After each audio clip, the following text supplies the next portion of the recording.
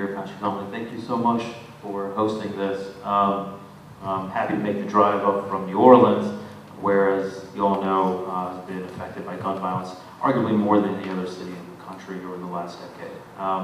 So I'll give a couple of anecdotes to start, one sort of personal side and one from the professional side, as to why I'm so involved with gun violence. I think on a personal side, I'll start with a very close friend of ours in the family, very bright young child.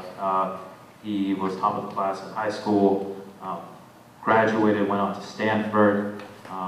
There's a family history of schizophrenia, depression, bipolar, came home because of these issues, tried to hurt himself once, twice, and normally, because he was at risk to himself or to others, he would have been someone that would have been checked by background checks. Unfortunately, he did get his gun from a private seller and killed himself impulsively. And you know, that obviously hits home, and I think that happens across the board in this country. We often talk about guns and equate it to homicides, and very rarely do we actually talk about suicides and the absolute scourge that guns have had on mental health in this country. So that's obviously one aspect of this.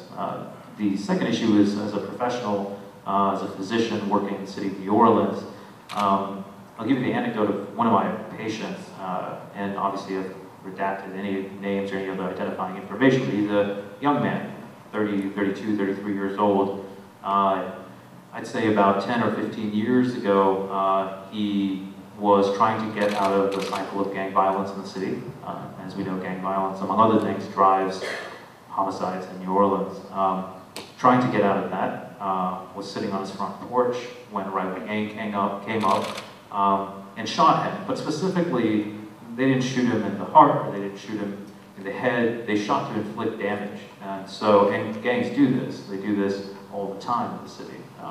And so they shot him where it would hurt the most, and he was paralyzed. And so he's here every day dealing with chronic decubitus ulcers, stage 4. He's in and out of hospitals.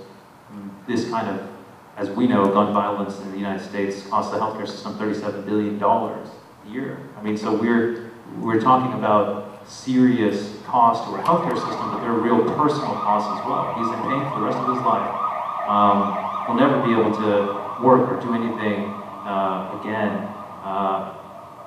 And unfortunately, that's what we're dealing with in New Orleans. So I think that there's this issue of all of our personal stories, and then we have the narratives of folks that have been affected by gun violence. And so, you know, we have a lot to talk about today. I'll obviously offer my input as a pediatrician or pediatric resident in the city of New Orleans, where acutely youth are affected more in the city of New Orleans than they are really anywhere else in the country.